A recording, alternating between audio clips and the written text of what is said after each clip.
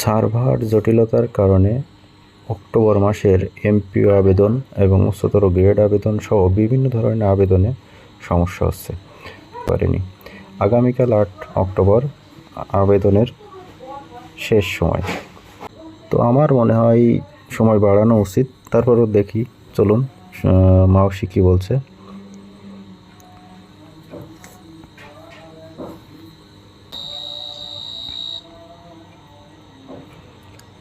এখানে বলা হচ্ছে সার্ভার জটিলতায় এমপিওর আবেদনে ভোগান্তি। সার্ভার জটিলতায় অনলাইনে শিক্ষকদের এমপিও আবেদনে জটিলতা তৈরি হয়েছে। ইএমআইএস সফটওয়্যারের সমস্যার কারণে আবেদন প্রক্রিয়াকরণ করা যাচ্ছে না। উচ্চতর গ্রেড ও বিএড স্কেলের আবেদনও করতে পারছেন না শিক্ষকরা। ভুক্তভোগীদের দাবি, অক্টোবরের শুরু থেকেই সার্ভার ডাউন, অধিদপ্তরের সফটওয়্যারের লগইনই হচ্ছে না। এর ফলে এমপিও আবেদনের সৃষ্টি হয়েছে চরম ভোগান্তি।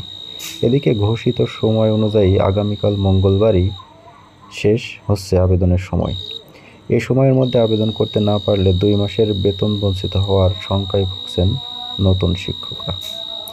দেশের বিভিন্ন প্রান্ত থেকে শতাধিক শিক্ষক দৈনিক শিক্ষা.কমকে এমনটাই জানিয়েছেন।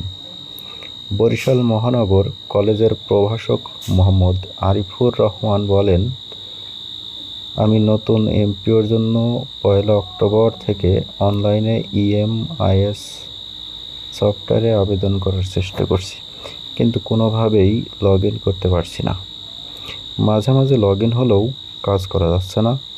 বরিশাল সদরের পানি উন্নয়ন বোর্ড হাই স্কুলের আরেক শিক্ষক মোহাম্মদ আবু বকর সিদ্দিক বলেন, আমি উচ্চতর গ্রেডের জন্য গত 3 অক্টোবর থেকে অনলাইনে আবেদন করার চেষ্টা করছি।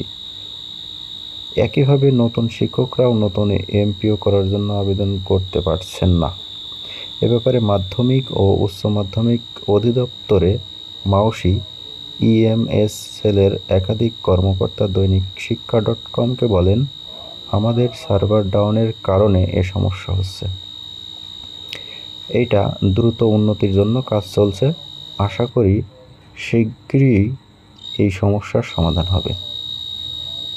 মাওসি অধিদপ্তরের সাধারণ প্রশাসন শাখার সহকারী পরিচালক মোহাম্মদ খালিদ হোসেন দৈনিক শিক্ষা.কমকে জানান, আমরা চেষ্টা করছি দ্রুত এই সমস্যার সমাধান করার জন্য। আশা করি শীঘ্রই শিক্ষকরা আবেদন করতে সক্ষম হবেন। এখন সময় বাড়ানো উচিত কিনা আপনারা কমেন্টে জানান।